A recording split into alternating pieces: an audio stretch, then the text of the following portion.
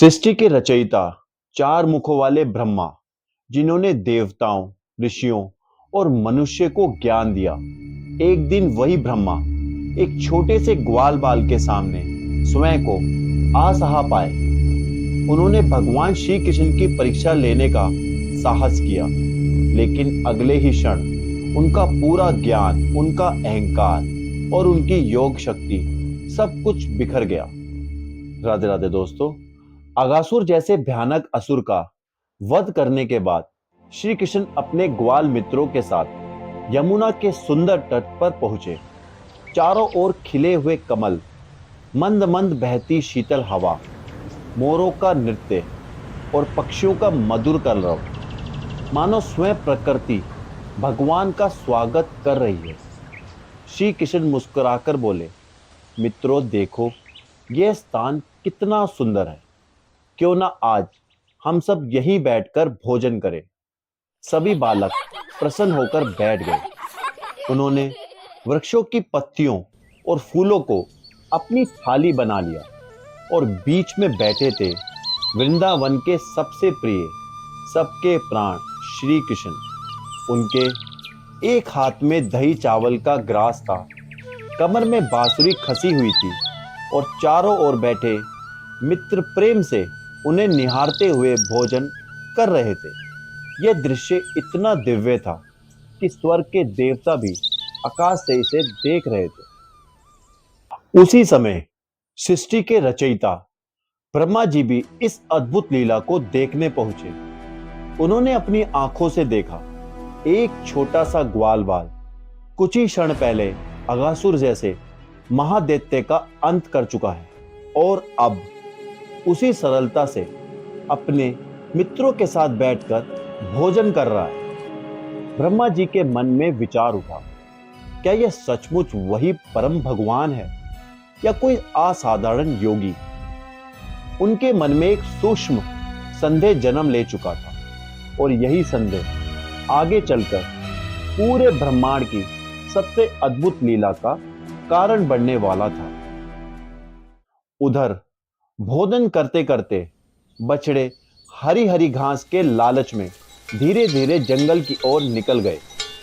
कुछ देर बाद जब ग्वाल बालों की नजर उन पर पड़ी तो वे घबरा उठे। श्री कृष्ण, हमारे बछड़े दिखाई नहीं दे रहे। सभी मित्र बेचैन हो गए, लेकिन श्री कृष्ण शांत थे। उन्होंने मुस्कुराकर कहा, तुम लोग चिंता मत करो, आराम से भोजन पूरा करो, मैं अभी उन्हें ढूंढकर लाता हूं। इतना कहकर भगवान श्री कृष्ण अपने बाएं हाथ से भोजन का एक ग्रास लिए अकेले ही जंगल की ओर चल पड़े। वह हर गुफा, हर झाड़ी, हर वृक्ष के पीछे, हर घाटी में अपने प्रिय बछड़ों को खोजने लगे, लेकिन उन्हें एक भी बछड़ा नहीं मिला। उधर श्री कृष्ण बछड़ों को खोज रहे थे और इधर ब्रह्मा जी अपनी योग शक्ति से केवल बछड़ों को ही नहीं बल्कि सभी ग्वाल बालों को भी एक गुप्त स्थान पर सुला चुके थे। जब श्री कृष्ण वापस लौटे तो वहां ना बछड़े थे और ना ही उनके प्रिय मित्र, लेकिन अब जो होने वाला था उसने केवल ब्रह्मा को ही नहीं बल्कि पूरे ब्रह्मांड को यह समझा दिया कि भगवान की लीला को स्वयं ब्रह्मा भी नहीं समझ सकते। श्री कृष्ण जब बछड़ों को खोजते हुए वापस लौटे तो सामने का दृश्य देखकर मानो पूरा वन एक पल के लिए शांत हो गया। जहां कुछ ही क्षण पहले हंसी, खेल और मित्रों की बातें गूंज रही थी, वहां अब पूर्ण सन्नाटा था। ना कोई ग्वाल बाल, ना कोई बछड़ा, चारों ओर केवल मौन। भगवान सब कुछ जानते थे। वह समझ गए कि यह कोई साधारण घटना नहीं बल्कि ब्रह्मा जी की लीला है, लेकिन उन्होंने ब्रह्मा जी को दंड देने के स्थान पर एक ऐसी लीला रची जिसकी कल्पना स्वयं ब्रह्मा भी नहीं कर सकते थे। अगले ही क्षण श्री कृष्ण ने अपने ही स्वरूप से हर एक ग्वाल बाल का रूप धारण कर लिया। केवल ग्वाल बाल ही नहीं, हर बछड़ा भी स्वयं श्री कृष्ण बन गए। जिस बालक के हाथ में जैसी बांसुरी थी वैसी ही बांसुरी, जिसके कंधे पर जैसी लकड़ी थी वैसी ही लकड़ी, जिसके वस्त्र जैसे थे वैसे ही वस्त्र। यहां तक कि उनकी हंसी, चलने का ढंग, बोलने का तरीका, सब कुछ बिल्कुल वैसा ही। किसी को भी जरा सा भी अंतर दिखाई नहीं देता, क्योंकि वह केवल किसी का रूप नहीं बने थे, वह स्वयं हर जीव के रूप में प्रकट हो गए थे। उस दिन के बाद सभी ग्वाल बाल अपने अपने घर लौटे। माए उन्हें पहले की तरह गले लगाती रही, लेकिन उन्हें पता ही नहीं था कि आज वे अपने पुत्र को नहीं, स्वयं भगवान श्री कृष्ण को प्रेम से सीने से लगा रही थी। गायें भी अपने बछड़ों को देखकर पहले से कई अधिक प्रेम बरसाने लगी। वृंदावन का हर घर, हर आंगन, हर गाय, हर माता अनजाने में प्रतिदिन भगवान की ही सेवा कर रहे थे। और यह लीला एक दो दिन नहीं, पूरे 1 वर्ष तक चलती रही। कुछ समय बाद बलराम जी ने एक विचित्र परिवर्तन देखा। उन्होंने अनुभव किया कि गायों का अपने बछड़ों के प्रति प्रेम अचानक पहले से कई गुना बढ़ गया है। माताओं का वात्सल्य भी अद्भुत हो चुका था। बलराम जी सोचने लगे, ऐसे पहले कभी नहीं हुआ। इस प्रेम का रहस्य क्या है? उन्होंने अपने दिव्य ज्ञान से ध्यान लगाया और उसी क्षण सारा रहस्य उनके सामने प्रकट हो गया। उन्होंने देखा कि वृंदावन का हर ग्वाल बाल, हर बछड़ा कोई और नहीं, स्वयं श्री कृष्ण है। उधर ब्रह्मा जी को लगा कि पृथ्वी पर तो केवल एक क्षण ही बीता होगा। वह मुस्कुराते हुए वापस लौटे, यह सोचकर कि अब तक श्री कृष्ण अवश्य ही परेशान हो चुके होंगे। लेकिन जैसे ही उन्हें वृंदावन की ओर देखा, उनके चारों मुख आश्चर्य से स्तब्ध रह गए। यह कैसे संभव है? जिन ग्वाल बालों को और बछड़ों को मैं स्वयं छिपाकर आया हूं, वह यहां फिर कैसे खेल रहे हैं? और यहीं से शुरू हुआ ब्रह्मा जी के जीवन का सबसे बड़ा आश्चर्य। ब्रह्मा जी को लगा, मैंने तो केवल एक क्षण के लिए ही ग्वाल बालों और बछड़ों को छिपाया था, लेकिन जब वे पूर्ण वृंदावन पहुंचे तो जो दृश्य उन्होंने देखा, उसे देखकर उनके चारों मुख आश्चर्य में स्तब्ध रह गए। जिन ग्वाल बालों को वे स्वयं छिपाकर आए थे, वह तो श्री कृष्ण के साथ पहले की तरह खेल रहे थे, हंस रहे थे, भोजन कर रहे थे, और बछड़े भी निश्चिंत होकर चर रहे थे। ब्रह्मा जी सोचने लगे, ये कैसे संभव है? जिन्हें मैंने अपने योग शक्ति से छिपाया है, वे यहाँ कैसे हैं? एक और गुफा में सोए ग्वालपाल और दूसरी ओर वही ग्वालपाल श्री कृष्ण के साथ खेलते हुए।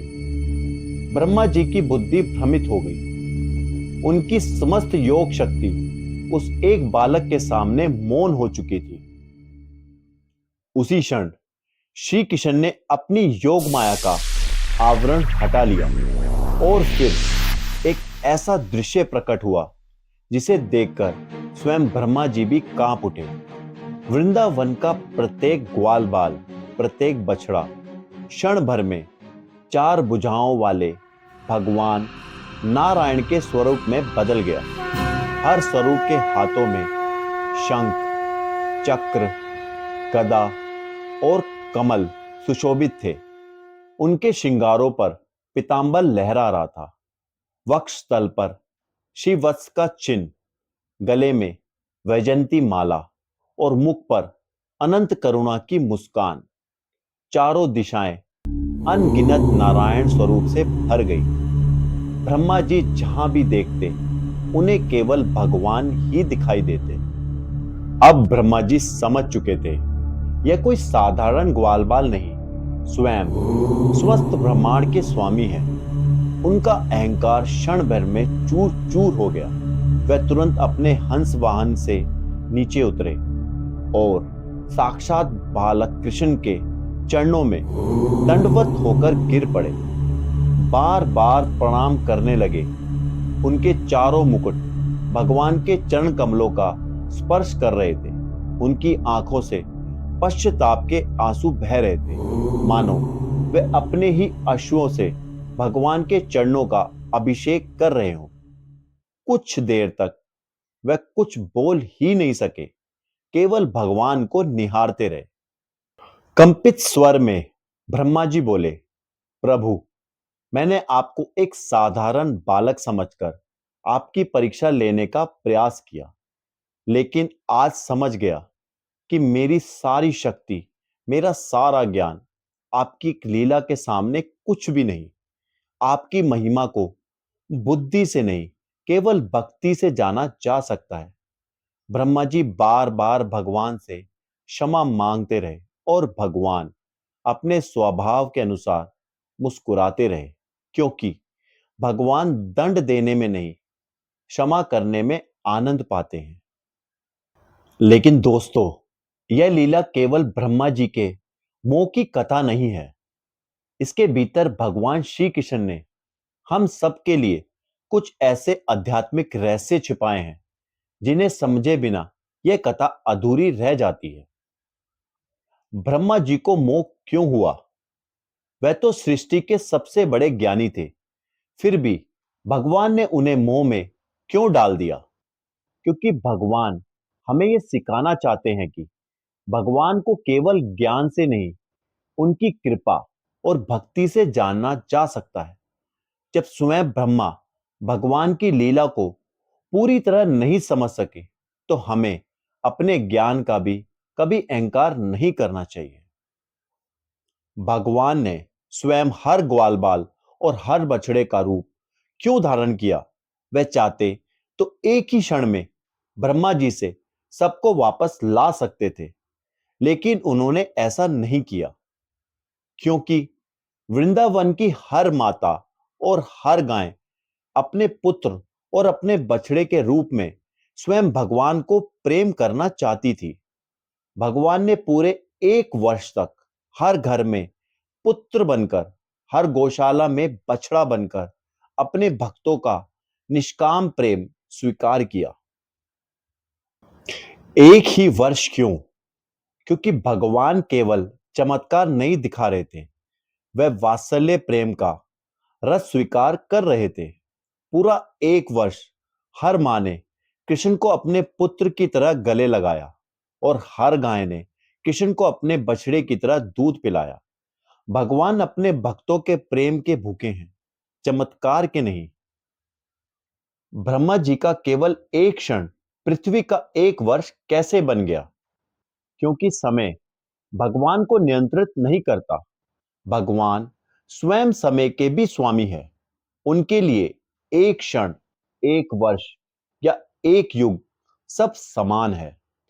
और अंत में जब ब्रह्मा जी ने हर ग्वाल बाल और हर बछड़े में असंख्य भगवान नारायण के दर्शन किए, तब उन्हें समझ आया कि श्री कृष्ण केवल वृंदावन के एक ग्वाल बाल नहीं, बल्कि समस्त ब्रह्मांड के मूल कारण, सभी अवतारों के आधार और स्वयं पूर्ण पुरुषोत्तम भगवान है।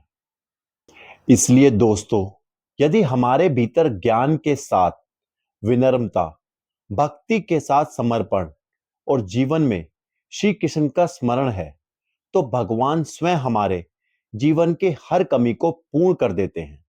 क्योंकि भगवान को बुद्धि से नहीं जीता जा सकता, लेकिन प्रेम से अवश्य पाया जा सकता है। जय श्री कृष्ण।